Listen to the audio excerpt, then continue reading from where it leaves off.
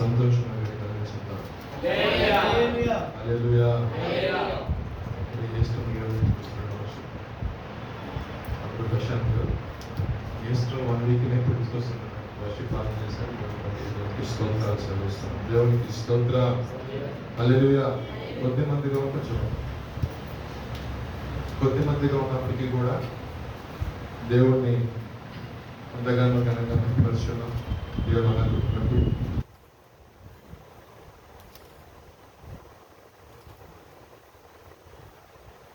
లెంట దినాల్లో ఉన్నాం కాబట్టి అదేవిధిగా ఉపవాసం గురించి ఈరోజు కూడా మనం మాట్లాడుకున్నాం. దేవుని యొక్క పరిశుద్ధ గ్రంథంలోని కొన్ని మాటలు చూద్దామండి.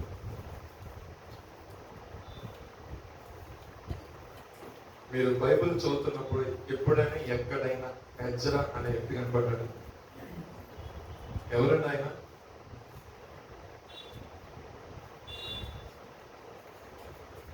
ఎవరండి ఆయన?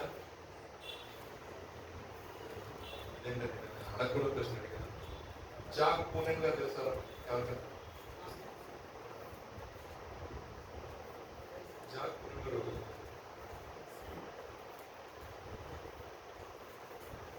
ఇద్దరు గురించి ఇబ్బంది లేదు. దేవుడికి స్తోత్రం. హల్లెలూయా. ఎజ్రా ఎక్కడున్నారు? ఎక్కడ 392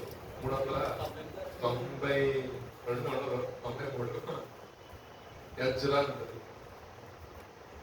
సరే, ఈ రాత్రి కాల సమయం ముందు ఆయన కూడా ఒక ఉపవాస ప్రార్థన చేశాడు. ఏ ప్రార్థన అంటే? ఉపవాస ప్రార్థన. గత వారంలో కొంతమంది భక్తులు ఉపవాస ప్రార్థన చేసి దేవుని నుండి ఏ విధంగా నీళ్లు పొందుకున్నారో మనం చూసి ఉన్నాం. అదే విధంగా మరి లెంట్ డేస్ నెక్స్ట్ రేపు మంగళవారం, next week good Friday, next Sunday Easter. తర్వాత మనం ధ్యానిద్దామన్నా ఎప్పుడో అలాగోటి ఇప్పుడు శుక్రవారం రోజున మనం ఉపవాస ప్రార్థన చెప్తారు. ఎందుకంటే అన్ని రోజులు చెప్తే మీకు కూడా ఎలా ఉంటుందంటే ఎప్పుడు ఈ పెరిగిన అని ఎప్పుడు ఈ విజయాన్ని పెడితే మాకు కూడా కాస్త సపరేట్ కావాలి, మన విధానం కావాలి, కొంతమందికి రకరకాలు. కాబట్టి సరే, ఏదేమైనప్పటికీ ఈ డేస్ క్లోజ్ అయ్యే లోపలే ఈ దైవజనుడు, నేను అనగా అనేసి దైవజనుడు సో ఈ ఎజ్రా గారు ఒక ఉపవాస ప్రార్థన చేశారు. దేని నిమిత్తం చేశారని నేను చెప్తాను. ఫస్ట్ దేని నిమిత్తం చేశారంటే బబులోను దేశం నుండి, ఎక్కడండి? బబులోను దేశం నుండి యెరూషలేముకి వెళ్ళటానికి ఆ మధ్యలో ఒక నది వచ్చింది. ఆ నది దగ్గర కూర్చొని ఎన్ని దినాలండి? 3 దినాలు ఉపవాస ప్రార్థన వాళ్ళు చేస్తున్నారు. దేని నిమిత్తం చేస్తున్నారంటే దేవుడి యొక్క నడిపింపు కొరకు, దేవుని యొక్క కాపుదల కొరకు. ఏమంటే బబులోను నుండి జెరూసలేంకి వెళ్ళడానికి అంత అవసరం అంటారా? దేవుని యొక్క నడిపింపు, దేవుని యొక్క ప్రొటెక్షన్ అంత అవసరం అంటారా? అనుకోవచ్చు. మీరు ఒకసారి గూగుల్ సెర్చ్ చేయండి. బబులోను నుండి జెరూసలేంకి ఎంత దూరం? 900 మైళ్ళు. ఎంత దూరం అండి? 1400 కిలోమీటర్లు. మన భాషలో చెప్పాలండి 1400 కిలోమీటర్లు. అది కూడా అరణ్యంలో పోవాలి, పర్వత శ్రేణి దాటుకుంటూ వెళ్ళాలి. భిన్న భిన్న అభిప్రాయం గల వ్యక్తులు అంటే భాష, వేషధారణ, అసలు వాళ్ళు ఎటువంటి వారో కూడా తెలియదు. అటువంటి వాళ్ళ జనాల మధ్యన, బంధువుడు దొంగల మధ్య నుండి, వాళ్ళందరి మధ్య నుండి ప్రయాణం కొనసాగించారు. జాగ్రత్తగా ఉండండి. మీరు అడగచ్చు, ఈ ప్రయాణానికి వీళ్ళకి సంబంధం ఏంటంటే వీళ్ళు మామూలుగా అయితే ఎవరు పెద్ద పట్టించుకోరు. ఆ రోజుల్లో మనిషిని కిడ్నాప్ చేసి కళ్ళు ఎన్ని బీగేసుకునే విధానం లేదు, అంటే ఇప్పుడు కూడా లేదనుకుంటే ఒకసారి. సో విషయం ఏంటంటే ఈ ప్రాంతం నుండి ఈ ప్రాంతానికి మామూలుగా వెళ్తే ఎవరో పట్టించుకోరు. కానీ వీళ్ళు ఎలాగ వెళ్తున్నారు తెలుసా? బంగారం, వెండి, ఇంకా వజ్ర వైద్యులు పట్టుకొని సరే మెల్ల దిగేసుకుని వెళ్ళి ఒక బ్యాగ్లో పెట్టుకెళ్తే వల్ల మనుగులు బంగారం. ఎక్కడికి ప్రయాణం? ఎక్కడి నుంచి ఎక్కడికండి? బబులోను దేశం నుండి యెరూషలేము. సో ఎజ్రాకి ఈ బాధ్యత అప్పచెప్పాడు ఆ దేశపు రాజు. ఆ దేశపు రాజు ఏం చెప్పాడంటే ఈ బబులోను సామ్రాజ్యం నుండి యెరూషలేము వరకు ఇవన్నీ తీసుకుని వెళ్ళి అక్కడ యెరూషలేములో మొత్తం అప్పచెప్పి, అక్కడ యెరూషలేములో దేవుని యొక్క ఆ మహాదేవుని యొక్క మందిరం కడుతున్నారు కాబట్టి అక్కడ మోషే ధర్మశాస్త్రం ప్రకారం కొన్ని నియమ నిబంధనలు ఉన్నాయి. వాటిని కొంచెం టీచ్ చేసి వాటిని కొంచెం ఆచరణలో పెట్టేసి వచ్చే అబ్బాయి చెప్పారు. ఎవరు? రాజు ఆర్డర్. రాజు పైన ఇంకో రాజు ఉన్నాడు. రాజు దేవునికి స్తోత్రం, హల్లెలూయా. మన ప్రభు ఆర్డర్. ఎందుకంటే ఆ అధ్యాయాన్ని మీరు ముందుగా ధ్యానించినట్లయితే ఒక బ్యాచ్ బబులోన్ నుండి జెరూసలేంకి వెళ్ళి అక్కడ ఏం చేయడం మొదలు పెట్టారంటే, మీకు అర్థం అవడం కోసం కొంచెం ఫాస్ట్ కూడా చూస్తున్నాం. ఏం చేయడం మొదలు పెట్టారంటే యెరూషలేము యొక్క దేవాలయాన్ని మరలా కట్టడం, ఆ గోడల్ని పునర్నిర్మించడం చేస్తున్నారు ఒక బ్యాచ్. అందరూ అన్ని రకాలుగా అనుకూలంగా ఉంటారంటే అనుకూలంగా ఉండరు. ఇంకో బ్యాచ్ వచ్చింది. ఏమంటే వీళ్ళకి కొంచెం మెడమంచు విధానం ఉంది. మేము పట్టుకునే కాలం గుడికాలంటే మా దేవుడే గొప్ప అంటారు. ఎప్పుడు చూసినా వీళ్ళు ఒకప్పుడు వీళ్ళు చేసిన దాన్ని బట్టి మనం ఏం చేసామంటే వీళ్ళని శుభ్రాన్ని తుడిచిపెట్టేసాము. మరలా ఈ మందిరం కట్టబడితే మరలా వీళ్ళందరూ వచ్చేస్తారు. వీళ్ళందరూ వచ్చేసారంటే ఈసారి మామూలుగా మన మనకే బతుకులు చేస్తారు, మనకి వదిలిపెట్టారు. ఎందుకంటే వారికి ఆ రకంగా మనం నష్టం చేశాం కాబట్టి, వాళ్ళు నష్టమై ఉన్నారు కాబట్టి, వారి దేవుడు మామూలు దేవుడు కాదు. వాళ్ళ అవిధేయత వల్ల మనం వాళ్ళ మీద విజయం సంపాదించాము. ఇప్పుడు విధేయత తెచ్చుకొని జీవం గల దేవుని ఆరాధించడానికి వస్తున్నారు. ఒకవేళ ఈ మందిరం కంటే పూర్తయిందనుకో, వాళ్ళ దేవుడు ఎంత అయినా కరుణావస్థలు గల దేవుడు కాబట్టి 100% వారి పక్షాన్ని నిలబడతాడు. వారి పక్షాన్ని ఆయన నిలబడ్డారనుకో, మన పనికి ఏముండదు, మనం తుడిచిపెట్టుకుని పోతాం. కాబట్టి కొంత బ్యాచ్ మొత్తం కూర్చొని ఆలోచన చేసినారండి, ఈ మందిరం కట్టకూడదు. ఏం చేయగలుగుతారంటే ఈ మందిరము కట్టబడకూడదు. ఏదో ఒక రకంగా ఈ పనిని మనము ఏం చేయాలి, ఆపివేయించాలి అని చెప్పేసి వాళ్ళు చేసిన నిబంధన ఏంటంటే డైరెక్ట్గా వెళ్ళిపోయారు. కట్టెల దగ్గరికి వెళ్ళిపోయి ఆపేయమన్నారు. వాళ్ళు అక్కడ నుంచి తాకిదులు రాశారు. ఏమని, ఇక పలానా ఆపేయమంటున్నారు అని రాసిస్తే అక్కడ నుంచి అలాంటి పట్టుకొచ్చిన డిస్కస్ చేసుకుని అందున్నారు కదా. వీళ్ళందరూ కూడా ఏంటంటే, నువ్వు ఒకవేళ వాళ్ళ చేత పని మానిపించకపోతే నీకు కట్టే ట్యాక్స్ నేను కట్టం. నేను ఎప్పట్లేదు నా మాట. నా గ్రంథంలో 7వ అధ్యాయం చదువుకుంటూ వస్తే కనపడదు. ట్యాక్స్ కట్టం. ఇంకోటి కొన్ని రూల్స్ పెట్టి చూసాక రూల్స్, ఆ రూల్స్ మేము పాటించాం. మా ఓన్గా మేము ఉంటాం. సో మీకు అనుకూలంగా మేము వండాం అనేసరికి ఎవరికైనా ఏముంటుందంటే, అంటే మన రాజ్యాంగం మీద చూసుకున్నప్పుడు ప్రైమ్ మినిస్టర్ ఆయన పొజిషన్ నిలబడాలంటే ఎక్కడికి ఉంటే ఓకే. సో కొన్ని అందరూ సపోర్ట్ కావాలి. ఏదైనా సరే ఒక డెసిషన్, ఒక బిల్లు పాస్ అవ్వాలని అందరూ సపోర్ట్ కావాలి. అవునా కదా? వీళ్ళందరూ ఏమంటారంటే, అక్కడ నువ్వు దాన్ని ఆమోదించిన దాన్ని నువ్వు రిజెక్ట్ చేయకపోతే నీకు మేము ట్యాక్స్ కట్టాం అన్నట్టు వీళ్ళు తయారు. సో వాళ్ళందరూ కూర్చొని ఏం ఆలోచన చేశారంటే, సరే ఒక పని చేద్దాము. అసలు వీళ్ళు ఎక్కడి నుంచి బయలుదేరారు? ఆర్సికం దేశం నుంచి బయలుదేరారు కదా, భగవత్ సామ్రాజ్యం. ఆ రాజుకి లెటర్ పెడతాము. ఇంకొక మాట ఏమంటారంటే, అసలు ఆ మందిరం విషయంలో ఏదో ఒకటి రాసేమంటారు మనోళ్ళు. దస్తావేజులు రాశారు. ఏమని రాశారంటే, ఈ మందిరం విషయంలో వీళ్ళు ఈ విధంగా ఉన్నారు కాబట్టి వీళ్ళ యొక్క స్వభావం ఈ విధంగా ఉంటుంది. దేవుడు ఒక్కడే అనే స్వభావం, అది కూడా మేము ఆరాధిస్తున్న దేవుడు అనే స్వభావం ఇది ఉంది కాబట్టి ఇంకెన్నడూ ఆ మందిరం కట్టించకూడదు, అది ఇది అని చెప్పేసి వాడు మన గ్రంథాల దస్తావేజులు మనం రాసి ఉంటారు. సో ఒక్కసారి ఇప్పుడు రాజు అయినటువంటి ధైర్యవేశికి ఒకసారి మనం ఒక తాకిదిద్దాము. ఆయన తన ఖజానాల్లో వెతికి ఏంటంటే ఆయన ఖజానాల్లో వెతికి అలాగుంటే ఆయన ఆర్డర్ పాస్ చేస్తారు. ఏమని, ఆ మందిరం కట్టబడకూడదని. రాజుగారి దగ్గర లెటర్ వెళ్తే రాజుగారు అన్నారు, అదే బాబు మన యొక్క సంస్థానంలో ఏమన్నా ఒక కనీసం ఒక కాగితం దొరికిద్దా వెతకమంటే ఒకనొక ప్రాంతంలో ఆ మందిరం గురించి రాయబడిన విషయాలు మొత్తం కూడా వచ్చాయి. ఏమని, కోరేషు నుంచి రాశాడు. కోరేషు మందర కాపరి నా చిత్తం నెరవేర్చువారా, యెరూషలేము గురించి, యెరూషలేములో కట్టబడిన దేవుని మందిరం గురించి, ఆ మందిరంలో ఉన్న దేవుని విషయం గురించి, యెరూషలేము మందిరానికి ఎవరైతే సహకరిస్తారో వారి యొక్క ఆశీర్వాదం నుంచి వారి యొక్క దేవుని గురించి అంత రాయబడినసరికి ఈయన ఏమైపోయాడు, ఇలా అయిపోయినట్టుగా ఆడవాళ్ళు చెప్తే మనం ఆపేటువంటి మీరు గాయన్నారు దేవుడికి స్తోత్రం. కానీ అన్నాడు కానీ ఇక్కడ నుంచి ఒక కరెక్ట్ పర్సన్ పంపించాలి. ఒక కరెక్ట్ పర్సన్ పంపించాలి. ఆ కరెక్ట్ పర్సన్ ఎవరై ఉండాలి? ఇప్పుడు గంటను ఒక విషయాన్ని ఎవరికన్నా సవివరంగా అర్థమయ్యే రీతిలో చెప్పాలంటే, ఒక స్టూడెంట్కి చెప్పాలంటే చెప్పే టీచర్కి ఏముండాలి? స్టూడెంట్ కన్నా కొంచెం క్వాలిఫికేషన్ ఎక్కువ కాదు. లేకపోతే మనం మాట్లాడాలి. అవునా కదా? పెద్దవాళ్ళు పంచాయతీ పెట్టేస్తారు. మామూలు దగ్గర పంచాయతీ మనం ఎవరు చెప్తే ఉంటాం వాళ్ళ దగ్గర పెడతారు పంచాయతీ. అంటారు కదా, అంటే కొంచెం ఆ రేంజ్ లో ఉండి మాట అంటారు అన్నట్టు. ఈయన కూడా ఆలోచించి రాజుకు ఆలోచన అంటే ఎజ్రాని సెలెక్ట్ చేసుకున్నాడు.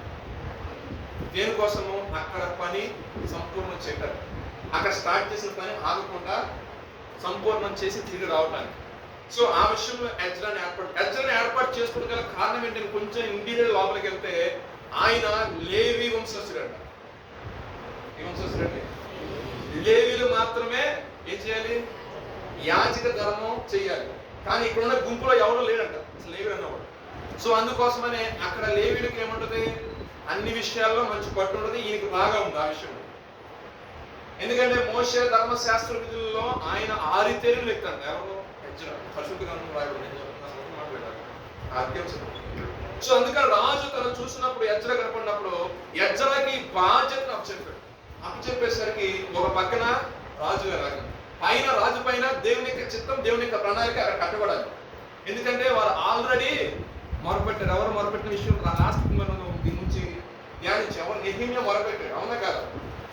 దయతో మనం క్షమించిన ఆయన ప్రార్థన చేశాడు, రాజు అడిగాడు, రాజు తర్వాత పర్మిషన్ ఇచ్చాడు, అన్నింటినీ స్టార్ట్ చేసిన తర్వాత ఈ మార్గంలో ఇప్పుడు ఏమైపోయింది? స్టార్ట్ చేసిన తర్వాత దుష్టుగా ఏమైంది? కనగొట్టేసరికి ఏమైంది? వాడు ఆపడం ప్రయత్నం చేశాడు. కానీ ఆపడం ప్రయత్నం చేసినప్పటికీ కూడా దేవుని చిత్తంలో, దేవుని యొక్క ఏర్పాట్లో ఒక పని ఉన్నప్పుడు దాన్ని ఆపడం ఎవరి తరం కాదు. దేవునికి స్తోత్రం, హల్లెలూయా. ఈ ఎజ్రాకి ఆ పని అప్పగించేసరికి ఎజ్రా తన యొక్క చిత్తము కాదు, ఏమీ కాదు అని చెప్పేసి మోకరించి ఏం చేశాడు? ప్రార్థన చేశాడు. కొంత దూరం వచ్చాడు, అంతా చూశాడు, పరివారం చూశాడు, జనం చూశాడు. ఆయన ఇచ్చిన బంగారం మొత్తం, వెండిని, ఏదైతే అక్కడ దహన బలి అర్పించడానికి పొట్టేళ్ళని, ఎడ్లని అన్నింటిని చూస్తే పెద్ద పరివారం ఉంది. మరి ఎవరికైనా సరే ఆ మార్గం మధ్య వదిలిపెడతారని పచ్చగుడు దొంగలు కానీ మిగతా ప్రాంతం వాళ్ళు కానీ ఎవరు వదిలిపెట్టరు. కానీ ఇక్కడ సంరక్షించాల్సిన బాధ్యత ఎజ్రా కాదు, దేవుడు కూడా ఉందని ఏం చేశారంటే ఆయన ఉపవాసం నుండి ప్రార్థన చేసిన మాట చదువుతున్న పరిశుద్ధ గ్రంథం 8వ అధ్యాయం 21వ వాక్యం. దేవుని సన్నిధిని మమ్మను మేము దుఃఖపరచుకొని మాకును మా చిన్నవారికి మా ఆస్తికి శుభ ప్రయాణం కలుగునట్లుగా ఆయనను వేడుకొనుటకు అహవా నది దగ్గర ఉపవాసం ఉండుడని ప్రకటించింది. నేనేం చేశానంటే ఉపవాసం ఉండమని ప్రకటించినప్పుడు ఉపవాసం ఉండి ఆయనకు ప్రార్థన చేసి, పరిశుద్ధ గ్రంథంలో సామెతల 3:6 ఒకసారి, నీ ప్రవర్తన అంతటి యందు ఆయన అధికారము ఒప్పుకొను, అప్పుడు ఆయన నీ మార్గములను సరళము చేయను. అదేవిధంగా కీర్తన 32:8, నేను నీకు ఉపదేశము చేసేదను, నువ్వు నడవలసిన మార్గం నీకు బోధించను, నీ మీద దృష్టి ఉంచి నీకు ఆలోచన చెప్పేది. ఈ మాటలు ఎందుకు చెప్పారంటే, అంటే ఆ వాళ్ళు ఉపవాసం ప్రార్థన చేసినప్పుడు దేవుడు నమ్మదగిన వాడు కాబట్టి సహాయం చేయు దేవుడిగా ఉన్నాడు. సో ఇప్పుడు నేనేమడుగుతున్నాను, ఏ మార్గం గుండా వెళ్ళాలి? యథార్థ ప్రవర్తన గల వారిని, ఆయన మీద ఆనుకున్న వారిని, మన యొక్క ప్రవర్తన అంతటి మీద ఆయన మీద మనం ఆధారపడినప్పుడంట దేవుడే మన యొక్క మార్గాలను ఏం చేస్తాడంటే సరళం చేస్తారంట. మన ఉపవాసం మనం మొరపెట్టినప్పుడు ఆయన ఏం చేస్తారంటే, ఈ మార్గం గుండా వెళ్ళు, ఈ త్రోవ గుండా వెళ్ళు, లేదా ఈ రోజు ఆగు, రేపు ప్రయాణం కొనసాగించు. పగల మేఘస్తంభంగా ఉన్నంట, రాత్రి అగ్నిస్తంభంగా ఉన్నంట, వెంబడించే బండగా ఉన్నంట. ఆయన ఏదో మేఘం కదిలినప్పుడు మాత్రమే ప్రయాణం కొనసాగించారు. మేఘం కదలకపోతే ఏం చేయాలి? అక్కడే కూర్చోండి. అనగా వాళ్ళ యొక్క జీవితం చెప్పుకుంటున్నట్లయితే ఏ విధంగా ఉండే, మేఘం బయలుదేరితేనే మీరు ప్రయాణాన్ని కొనసాగించారు. మేఘం బయలుదేరిందంటే నేను తింటున్నానంటే ఉండదు, నేను తాగుతున్నానంటే ఉండదు, నేను నిద్రపోతే ఉండదు. మేఘం బయలుదేరి పరిగెట్టడమే కాదు. అలాగే ఇప్పుడు మనం ఎప్పుడైతే మొదలు పెడతామో మన వ్యక్తిగత జీవితాల్లో కూడా దేవుడు అద్భుతకరంగా సహాయం చేస్తాడు. ఎజ్రా గారు చూసినట్లయితే ఆయనంతా దేవునికి దగ్గర మొరపెట్టినప్పుడు దేవుడు అద్భుతకరంగా సహాయం చేశాడట. అయితే కింద వచ్చిన చదువు కనపడదు. కానీ ఇంకొక పాయింట్ అక్కడ చెప్తాను. దాని తర్వాత పాయింట్ మీరు చదివినట్లయితే ఆయన మనుషుల యొక్క సహాయం తీసుకోలేదంటే, నా దేవునికి నేను అవమానం తెచ్చేవాడిని ఉండకుండా నేను మనుషుల యొక్క సహాయం తీసుకోలేదు. కానీ ఎందుకంటే జీవగల దేవుడు మొరపెట్టినప్పుడు దేవుని యొక్క సహాయం చేస్తారు కాబట్టి మనుషుల యొక్క కాల్పాలం చేత కాదు, మనుషుల యొక్క రౌతుల చేత కాదు, కానీ మా దేవుడు మాకు సహాయం చేస్తానని రాజుగారు చెప్పేదాడు అన్నమాట.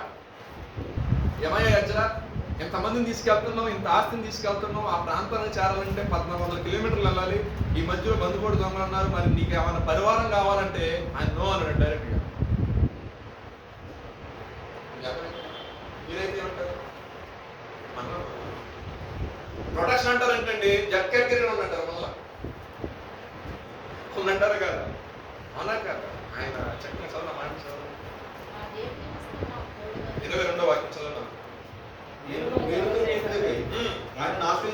వారందరికీ ఆయనను ఆశ్రయించు వారికి అందరికీ మా దేవుని హస్తం తోడుగా ఉండును. మా దేవుని హస్తము తోడుగా ఉండును. కానీ ఆయన ఆయన హస్తము- ఆశ్రయించని వారికంట ఎలా ఉందో చెప్తున్నాడు చూడండి. ఆయన హస్తమును ఆయన ఉగ్రతయు ఆయన ఉగ్రతయు ఆయన విస్తరించి వారందరి మీదకి వచ్చునని మేము రాజుతో చెప్పి కనుక కనుక మార్గమందున శత్రువుల విషయమై మార్గమందున్న శత్రువుల విషయమై మాకు సహాయం చేయనట్లు మాకు సహాయం చేయనట్లు కాల్బలమును కాల్బలమును రౌతులను రాజునితో కావాలని ఆ, మనవి చేయుటకు ఆ. సిగ్గు నాకు తోచెను. సిగ్గుగా నాకు తోచిన ఎలా తోచిందంటే ఆయన్ని మనుషుల యొక్క సహాయాన్ని అర్జించిన నాకు సిగ్గు అనిపించింది. ఎందుకంటే నేను లేవీయుని కదా, నేను నిత్యం దూపం వేస్తాను కదా ఆయన దగ్గర. ఆయన ఉన్నాడని నమ్మే వ్యక్తిని కదా. ఒకవేళ నేనే వెళ్ళి అయ్యా ఇంత తీసుకెళ్ళాలంటే నా దేవుడు నమ్మాలని కలిగిద్దేమో. మీ దేవుడు గొప్పడు అంటారు కదా, మరి గొప్ప దేవుడు మందులు ఉంటా అది గొప్ప దేవుడు కాపాడ్డా అని అంటాడేమో. ఎందుకంటే పాశ్చాత్య దేశపు రాజుకి అంత దేవుడి భక్తి లేదు. వాస్తవం వాళ్ళు ఏంటంటే కట్టుకుంటున్నావా కట్టుకో, మన సహాయం కావాలా ఇస్తా అన్న తత్వం ఉంటుందే కానీ ఇది అనే ఒక పర్స్పెక్టివ్ చూసే విధానం మనకి లేదు. సో ఏంటంటే నేను వెళ్ళి ఆ మనిషి హెల్ప్ తీసుకుంటే నేను తక్కువగా ఎంచబడతాను, నన్ను పక్కన పెట్టు.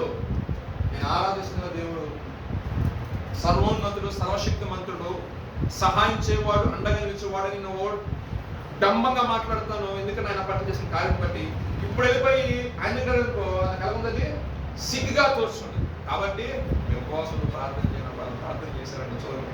ఒక మాటను చూడండి పరిశుద్ధ గ్రంథంలో సామెతలు 27 చదవండి. కొందరైతే రాజు బట్టి ఆశ్చర్యపడతారంట, కొందరైతేనేమో యథార్థవంతుడు నీతిమంతుని పిల్లలు 27వ కీర్తన. కొందరైతే గుర్రములు బట్టి, కొందరైతే రథములు బట్టి అతిశయపడతారు. మనమైతే ఎవరి బట్టి అతిశయపడాలండి? జీవము గల దేవుని బట్టి. అయితే దేవుని యొక్క వాక్యం దినవృత్తాంతంలో 16:7లో ఆ మాట ఇందాక కీర్తన చెప్పారు కదా, కీర్తన 27 దగ్గర ఉంటుంది. కొందరు రథములను బట్టి కొందరు గుర్రములను బట్టి ఆశ్చర్యపడతారు. మనమైతే మన దేవుడైన యెహోవా నామమును బట్టి ఆశ్చర్యపడతాము. దేవునికి స్తోత్రం. ఈ మాటలో ఎవరు రాశారు? దావీదు గారు కీర్తనలో రాశారు. ఈ ఎజ్రా టైము దావీదుకి సంబంధం ఉందా అంటే ఎజ్రా ముందా దావీదు ముందా? దావీదు ముందు కదా, అవునా కదా? దావీదే కదా జెరూసలేము కట్టించింది, అవునా కదా? దావీదు తర్వాత ఈయన వచ్చింది ఎవరు? ఈయన సొలొమోను కట్టించింది, అవునా కదా? సొలొమోనే దేవాలయం కట్టించింది. అంటే ఇప్పుడు ఎజ్రా వచ్చేసరికి నేను అంటాను, ఎజ్రా తనకున్న నమ్మకం ఏంటంటే తనకు ఒక అలవాటు ఉంది, అనుదినము దేవుని వాక్యాన్ని ధ్యానం చేశాను. సో అందుకోసం ఇక్కడ ఏమంటున్నాడు, నాకు సిగ్గుగా తోచింది. ఎందుకంటే నాకు ఇంకా మంది మార్బలం అనేది నాకు ఒకవేళ తీసుకుని వెళ్ళిన దేవుడి సహాయం లేకపోతే అదంతా కూడా నచ్చని కారణం ఎవరంటే నా దేవుడు ఉండాలి. కానీ నేను ఈరోజు ఇలా తీసుకుని వచ్చాను అంటే ఎంతమంది కాల్బలం తీసుకొచ్చి, ఎంతమంది రౌతులు తీసుకొచ్చాను కాబట్టి ఈ సంపాదన ఇదంతా మహాదేవి మందిలో తీసుకొచ్చాను అన్న ఘనత మొత్తం మనిషికి ఇవ్వడం ఎజ్రాకి ఇష్టం లేదు. ఘనత ఎవరికి చెందాలి? దేవునికి చెందాలి, అవునంటారు కదా?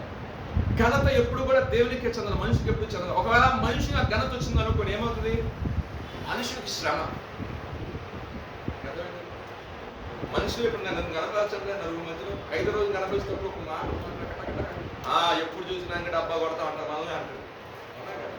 సో మనుషులు మీరు గణపరచడం మీరు జాగ్రత్త, మీకు శ్రమ భయం. సో మనం ఏంటంటే జీవం గల దేవుని ఆధారపడి ఉండాలి. ఎజ్రా తన యొక్క జీవితంలో కూడా ఆయన మీద ఆధారపడి ఉన్నాడు కాబట్టి రథాల మీద, రౌతుల మీద, ఎట్ల మీద ఆధారపడకుండా అసహించేవారు దేవుని బట్టి అసహించాలంటూ దేవుడి మీద అతను ఆధారపడిన దాన్ని బట్టి దేవుడు ఏం చేశాడు, ముందుకి కొనసాగించాడు. ఇంకొక మాట ఉంటుంది, తన యందు యథార్థ ప్రవర్తన గలవారి యందు దేవుని యొక్క కనుదృష్టి అంట లోకమంతటా. ఇప్పుడు వీళ్ళు ఏం చేసే యథార్థ ప్రవర్తన కానీ, మంచి మనసు కానీ, ఉపవాసం ఉండి ప్రార్థన చేస్తున్నప్పుడు దేవుడు వారి యొక్క మనవి ఆలకిస్తాడు, ఆలకించండి. ఆ వాక్యం చదువు, 23వ వాక్యం చదువుతాడు. ఉపవాసం ఉండి ఆ సంగతిని బట్టి మా దేవుని వేడుకొనగా ఆయన మా మనవి దేవునికి స్తోత్రం. ఫైనల్ రిజల్ట్ వచ్చేసింది. ఏమని? దేవుడు మా మనవి అంగీకరించెను అని చెప్పి. అంటే వాళ్ళు అనుకున్న ప్లేస్ వాళ్ళు రీచ్ అయిపోయినట్టే కాదు. అంటే ఇప్పుడు నాకు జవాబు వచ్చింది, నేను ప్రార్థన చేశాను ఒక ఇంటర్వ్యూ విషయంలో, దేవుడు నాకు సహాయం చేశాడు అంటే ఆ ఇంటర్వ్యూ ప్యానెల్లో నేను సక్సెస్ అయినట్ట ఫెయిల్యూర్ అయినట్ట? దేవుడు నాకు సహాయం చేసినట్టు చెప్పండి, మీరు చెప్పండి.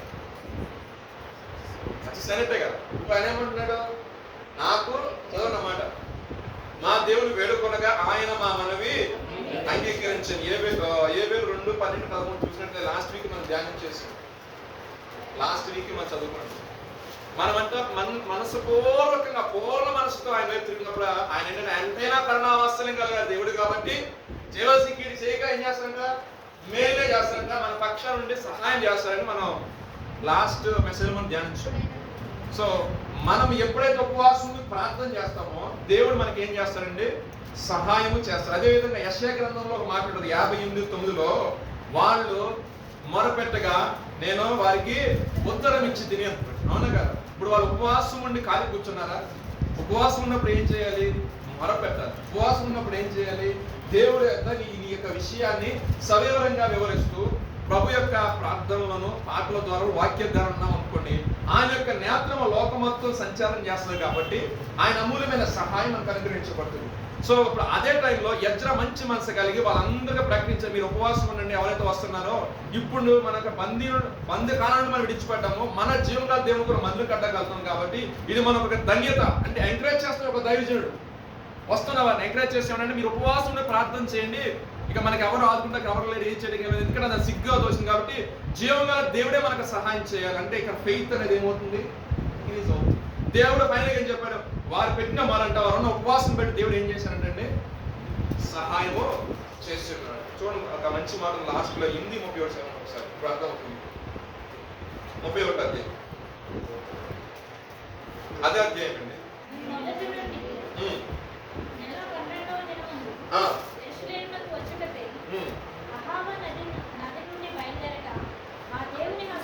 మా దేవుని హస్తము మాకు తోడుగా నుండి శత్రువుల చేతుల నుండి మార్గం మధ్యన పొంచి ఉండి వారి చేతుల నుండి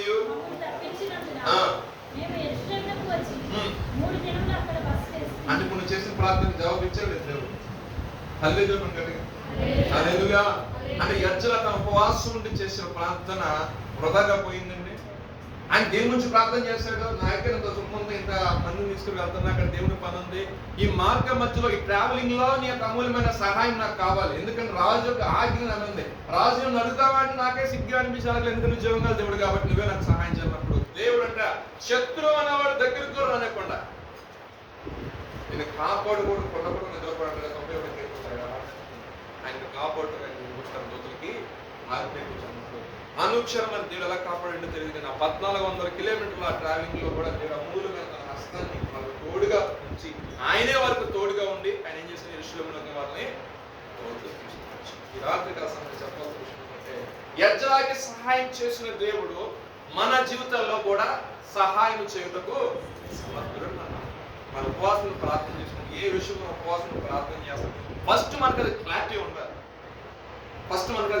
ఉండాలి. ఒకవేళ నువ్వు అక్కడ ఉపవాసం ప్రార్థన చేసుకున్నప్పుడు ఇంట్లో వాళ్ళకి చెప్పాలి, ఉపవాసం ప్రార్థన చేస్తాను, దయచేసి మీరు ఉపవాసం తింటారా అని అడగమని చెప్తాను.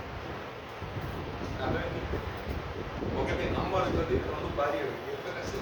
ఎందుకంటే అమ్మ కన్నాయి, భార్య మా ఇంటికి తింటాను. ఇద్దరు ఫస్ట్ చెప్పాలి, అమ్మ నేను రేపు పొద్దున ఉపవాసం ఉంటున్నా, రేపు ఉదయాన్నే వచ్చేసి నువ్వు టీ తాగుతారా టిఫిన్ తింటారా అని దయచేసి కొంచెం ఏం చేస్తే చెప్పేదాకా రేపు పొద్దున మనం మాట్లాడాలి. దేవుడికి స్తోత్రం, హల్లెలూయా. అంటే మనలో క్లారిటీ ఉండాలి, నేను రేపు ఫాస్టింగ్ ఉండాలి, ఈ రోజు ప్రిపేర్ అయిపోవాలి, రేపు నేను ఫాస్టింగ్ ఉండాలి. సో థింగ్స్ అన్ని రెడీ పెట్టేసుకోవాలి. రేపు ఏమైనా ఉంటే నెక్స్ట్ డేకి పోస్ట్ పోన్ చేసుకోవాలి. మన వర్క్ ఏంటంటే రేపు చేయాల్సిన వర్క్ ఏంటంటే పోస్ట్ పోన్ చేసుకొని రేపటికి ఏంటంటే సిద్ధపడిపోవాలి, గదిలోకి వెళ్ళిపోవాలి, శుభ్రంగా ప్రార్థన చేసుకుంటూ ఉండాలి. ప్రార్థన అంతా కూడా కంప్లీట్ అయిన తర్వాత అప్పుడు వచ్చి ఇదే సూపర్గా దేవా నువ్వు చేస్తావు నమ్ముకున్న విశ్వాసం వదిలేసినాడు కదా. నెక్స్ట్ డే కావాల్సిన థింగ్స్ క్లారిటీ లేకుండా అటో కడిగేసి ఇటో కడిగేసి ఇది చూసుకోవడం ప్రార్థన చేసాం అనుకోండి, దానివల్ల రిజల్ట్ అనేది చాలా తక్కువ, యాక్యురేట్ అనేది చాలా తక్కువ. ఇస్తాడు, సహాయం చేస్తాడు. మీరు అడగచ్చు మా పరిస్థితి అన్ని తెలుసు కదండి, దేవుడికి తెలుసు. మరి ఉపవాసం అంటే ఏంటది, ఒకలాంటి వ్రతం లాంటిది అంటారు కదా. వ్రతం చేసేవాడు ఆ రోజు తిరగకూడదు, నీసు వాళ్ళు ఇంట్లో రాకుండా రాదు, నెల రోజులు పాటుపడేసి రాదు అని చెప్తారు మామూలుగా. బైబిల్ వ్రతమైన గురించి వ్రతమైన నియమించండి, ఉపవాసన నియమించండి అంటే ఒక పర్టికులర్ ప్రీ ప్లాన్, అంటే పరిశుద్ధంగా దాన్ని మీరు ఆచరించాలి, పవిత్రంగా దాన్ని ఆచరించాలి. లోక సంబంధం ఆలోచన రాకూడదు, ఎందుకంటే నీ కనెక్టివిటీ దేవుడితో ఉన్నప్పుడు దేవుడు ఖచ్చితంగా మనకి సహాయం చేస్తాడు. మన వ్యక్తిగత జీవితాల్లో కూడా ఎంచలకు సహాయం చేసిన దేవుడు మన యొక్క జీవితంలో కూడా సహాయం చేస్తాడు. కాబట్టి ఏదైనా విషయంలో నువ్వు నా ప్రభుని అడిగినట్లయితే నా ప్రభు ఖచ్చితంగా మీకు జవాబు ఇస్తాడు. ఇది హెచ్చరిక గురించి. తర్వాత గురించి మనకు కావాలా జాగ్రత్త గురించి ఆయన యవనస్తులుగా ఉన్నప్పుడు లోకంలో ఉన్న క్రైస్తవుడికి మళ్ళీ అంటే ఏదో సరదాగా వచ్చేస్తున్నట్టు ఇల్లు అదంతా వస్తుంది. ఒక రోజు నాకు అనిపించిందంట, దేవుడు అతనితో మాట్లాడినట్టే అనిపించిందంట, ఎవరికైనా స్వార్థ పంచుకోవచ్చు కదా అని. ఏమనిపించిందంటే ఎవరికైనా స్వార్థ పంచుకోవచ్చు కదా. వాళ్ళ అన్న వాళ్ళ తమ్ముడు వచ్చారంట, ఇద్దరు బస్ స్టాప్ వెయిట్ చేస్తున్నారంట. వెయిట్ చేస్తున్నప్పుడు మనసులో ఒకటి చెప్తా ఉందంట, ఎవరికైనా స్వార్థ చెప్పొచ్చు కదా. ఏమంటారు, బహిరంగంగా సువార్త ఎవరు చెప్తారంటారయ్యా అనుకున్నానంటే ఆయన. బహిరంగంగా సువార్త ఎవరంటారు, ఎవరికి అందుబాటులో ఉంటారు. సరే, ఒకవేళ ప్రేరేపించేది నీ మనసే అయితే, ప్రేరేపించేది నీ ఆత్మ అయితే, ప్రేరేపించేది నీ నడిపింపే అయితే, ఇప్పుడు బస్సు వస్తుంది కదా, ఆ బస్సు మా ఊరు వెళ్ళకూడదు అంటే అవి నేను వెళ్ళాల్సిన ప్లేస్ రాకూడదు. అది కాకుండా వేరే బస్సు వచ్చిందనుకో, మా తమ్ముడు ఇవ్వమని చెప్పేసి నువ్వు అన్నట్టు ఏదో ఒక ప్లేస్కి వెళ్ళి ఒకరికైనా సువార్త ప్రకటిస్తాను అని అనుకున్నాడు ఆయన మనసు. ఆయన సాక్ష్యం రాసుకున్న మాట్లాడు, మీరు ఒకసారి సాక్ష్యం చదివినప్పుడు మీరు తీయవచ్చు.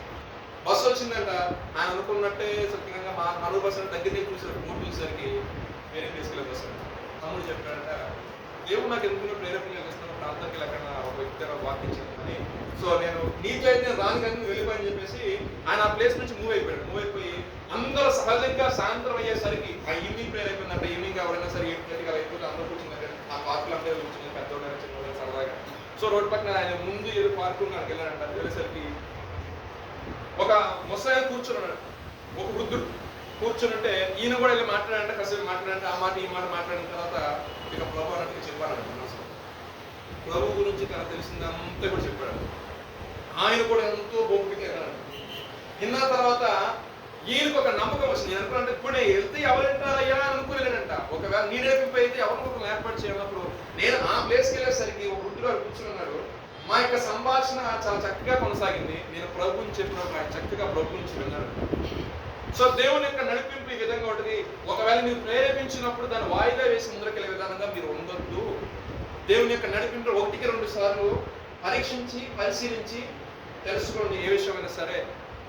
గిద్యోను ఏమన్నాడు, వాళ్ళు మొత్తం చచ్చిపోవాలి, ఈ కోరికొచ్చి మీద మనసు, ఈ కోరికొచ్చి మాత్రం కావాలి, మిగతా మొత్తం కూడా పొడుగు. అప్పుడే నవ్వుతాను.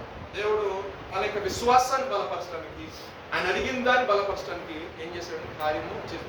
అప్పటి నుంచి ఆయన హృదయం అనుకున్నంట, బహిరంగంగా నేను దేవుడి గురించి ప్రకటించడానికి దేవుడు నన్ను అంటే నన్ను నడిపిస్తున్నది మనుషుల యొక్క ఆత్మ కాదు, దేవుని యొక్క ఆత్మ. సో నేను ఎవరికైతే వాక్యం ప్రకటించాలో వారు ఆల్రెడీ వాళ్ళ దేవుడి చిత్తం ఉంటారు కాబట్టి, వారు ఆల్రెడీ ఆ ప్లేస్కి వస్తారు కాబట్టి, నా ద్వారా వెళ్ళాల్సిన మాటలు వాళ్ళు ఖచ్చితంగా వెళ్తాయి. ఇది నెక్స్ట్ వీక్ కొంచెం చదివి ఆయన ఎలా చేసుకుని నెక్స్ట్ టైం దేవునికి స్తోత్రం, హల్లెలూయా. ఎందుకంటే అప్పుడప్పుడు మనకు ఆత్మీయ జీవితాన్ని మనం కొంచెం పెంచుకోవాలంటే మనకంటే ముందు వెళ్ళిన సేవకుల చరిత్రలో వాళ్ళ యొక్క అనుభవాలు మనం చదవడం మనకి ఏమవుతుందంటే, వాళ్ళు ఫేస్ చేసిన డిఫికల్ట్ సిచ్యువేషన్స్ ఇంకా చాలా ఉన్నాయి. చదువుతుంటే నిజంగా చాలా గొప్పగా అనిపించింది. సాక్షి వ్యక్తిగత జీవితంలో కూడా మనం కూడా దేవుడు ఒకసారి ప్రేరేపిస్తూ ఉంటాం. కొన్ని సందర్భాలు నేను కూడా ఫేస్ చేశాను. నేను అనుకుంటారేమో దేవుడి గురించి ఆయన చెప్పేసి నీకు ఎందుకు నిన్న మన ఏదో సరదాగా కూర్చొని ఏం చేయాలి యూట్యూబ్ ఆన్ చేస్తే జపన శాస్త్రి గారు ఒక వాక్యం చెప్తానండి. ఒక మాట ఏం చెప్తుంటే, పౌలయ్య గారు తీసుకెళ్ళిపోయి కుటుంబం దేని పట్టినప్పుడు పౌలు గారు పెద్ద గారు నా సేవకుని వాళ్ళనే తీసుకెళ్ళిపోయి జైలు వేసి తప్పుడేశారు. కొట్టేస్తే బయటకు వచ్చిన ఎందుకు కొట్టారంటే, యేసు ప్రభు తప్ప ఇంకొక దేవుడు లేడు, ఆయనే మనకు మోక్ష మార్గం, ఆయన ద్వారానే పరలోక రాజ్యం, ఆయనే మార్గం సత్యం జీవమై ఉన్నట్టు అందుకు చెప్పినందుకు కొట్టారన్నాడు. మళ్ళీ వాక్యం ప్రకటించేసింది. దేవునికి స్తోత్రం, హల్లెలూయా. చూడండి, అలా ప్రకటించేది కొట్టారు. ఎందుకు కొట్టారని అన్ని అడిగేసరికి ఇలా గట్టి చెప్పేసి వాక్యం చెప్పేసి ఇలా అన్నది కొట్టారన్నమాట. దేవునికి స్తోత్రం, హల్లెలూయా. దేవుని యొక్క వాక్యం ప్రకటించాలి.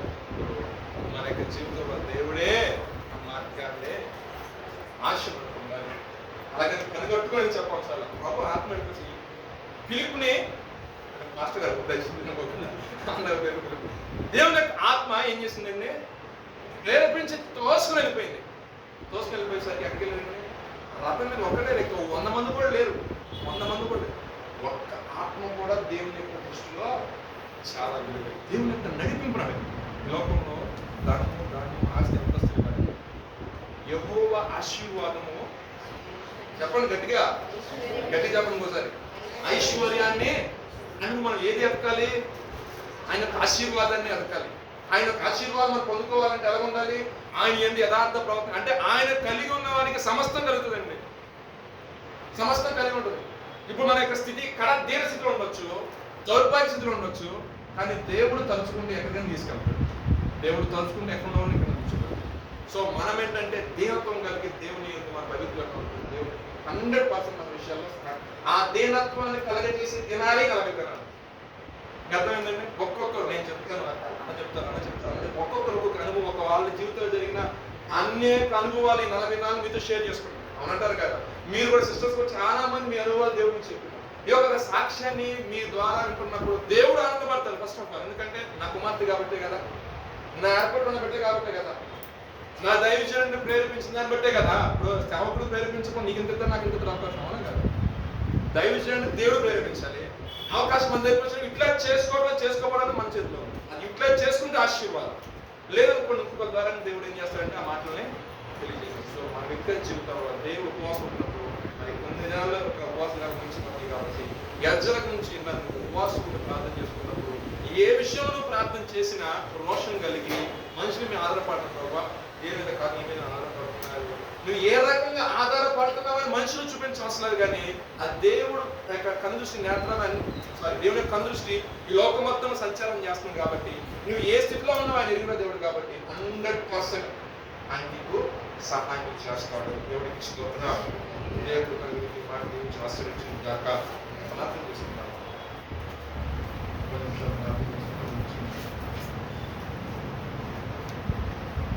వర్తమానం బట్టి ఎస్జర్ అడిగారు, అయ్యా మీకు గైడెన్స్ నాకు కావాలి, మీ ప్రొడక్షన్ నాకు కావాలి, ఉపవాసం ప్రార్థన చేశారు.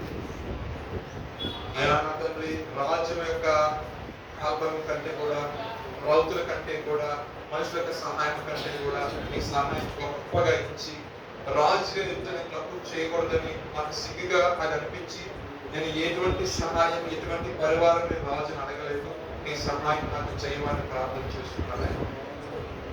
ఆయన ఎందుకు ప్రగతి గారు వారి ఆయన లోక కాపురాలు రక్షించాలన్నట్టుగా వారి ఉపవాసం నుండి ప్రార్థన చేసినప్పుడు ఆయన వారి మనగా అంగీకరించడం లేఖలో రాయబడింది. మన ఉపవాసం నుండి ప్రార్థన చేసినప్పుడు ఆయన సహాయం చేయలేవు. మనకు యథార్థ ప్రవర్తన కలిగి ఆయన అడిగినప్పుడు ఆయన సహాయం చేయ దేవుడుగా ఉన్నారు కాబట్టి మన యొక్క వ్యక్తిగత జీవితాల్లో దేవుడు సహాయం చేస్తారు. అదే తన యొక్క జీవితం అడిగిన దాన్ని బట్టి గొప్పగా సహాయం చేస్తున్న దాన్ని బట్టి ఏదైతే రాజు యొక్క శాసనం రాజు ద్వారా ఇవ్వబడిన ఆ ధనము అంతా కూడా యెరూషలేము ప్రాంతానికి చేర్చబడింది. ఎటువంటి శత్రువు దాడి లేకుండా, ఎటువంటి విపత్కర పరిస్థితులు లేకుండా, ఎటువంటి నష్టము వాటిల్లకుండా క్షేమకరమైన ప్రయాణాన్ని హెచ్చరకి ప్రభు అనుగ్రహించాడు. ఈ రాత్రికాల సమయంలో ఏ విషయం ఉపవాసం ఉంది ప్రవస్తులు ప్రార్థన చేసుకున్నాం. దేవుడు మనకి సహాయం చేయలాగున దేవుడు మనకి సహాయం చేయలాగున మన విషయం ప్రభా నేను మనుషుల మీద ఆధారపడి జీవించడం లేదు, నేను నీ మీద ఆధారపడి జీవిస్తున్నాను. మీ కృపను దయచేయండి, నీ హస్తము నీ బాహుబలము మాకు తోడుగా ఉంచి నడిపించండి. ఆయన అంటున్నారు ఆయన హస్తము మాకు తోడైనది కనుక ఎటువంటి శత్రువు మా మీద దాడి చేయలేదు, మార్గం మధ్యన బందుగోడు దొంగలు మా మీద రాలేదు. అదే విధంగా ఎవరైతే వేరే ప్రాంతం వల్ల వారు కూడా మా మీద ఎటువంటి ప్రయత్నాలు చేయలేదని గజలో చెప్తున్న విధంగా మనము కూడా రేపు దినాన ప్రభుత్వం సాక్ష్యం ఇచ్చినట్టుగా ప్రభా ఏ విధమైన చేతనే నాకు సహాయం చేయండి. ఆయన నీ గురించి సర్వ సమాజంలో నేను కూడా సాక్ష్యం ఇచ్చినట్టుగా నా పట్ల చూసుకొచ్చిందయ్యా. 2-3 నిమిషాలు ప్రార్థన చేసుకోండి. ప్రభుత్వం సహాయం చేయండి. పరిశుద్ధమైన శ్రేష్టమైన పరిశుద్ధమైన ఉన్నతమైన నామములకు స్తుతులు స్తోత్రాలు చెల్లిస్తున్నాను. సాయంకాలం వేళ మరొకసారి నీ పాదసన్నిధిని చేరుకొని గణపరచడం, నీ నామంలో ప్రభుత్వ మాటలు నేర్చుకోవడానికి ఈ ఉపవాస దినాల్లో ప్రభా ఎజ్రా చేసిన ఉపవాసం తన యొక్క ప్రయాణం విషయంలో తనకు అప్పగించిన బాధ్యత విషయంలో దాన్ని సమర్థవంతంగా నేను చేయాలి, దానికి సహాయం కావాలి అని ఆయన ప్రకటించడమే కాదు కానీ ఆయనతో పాటు ఉన్నవారు ఆయన కూడా ఉపవాసం ప్రార్థన చేస్తున్నప్పుడు ఆశ్చర్యకరంగా ప్రభా హెచ్చరకు మీరు సహాయం చేస్తున్నారు. అద్భుతకరంగా ప్రభా అయా వారి క్షేమ స్థితిలోనే ప్రభా యేసు ప్రాంతాన్ని మీరు తీసుకుని వెళ్ళి ఉన్నారు మీకు స్తోత్రాలు చెల్లించుకుంటున్న 1400 కిలోమీటర్ల ప్రయాణంలో ఇటువంటి శత్రువు భయం లేకుండా శత్రువు దాడి లేకుండా వాతావరణ పరిస్థితి అన్నింటినీ స్వాధీన ఆదరణ తీసుకుని క్షేమకరమైన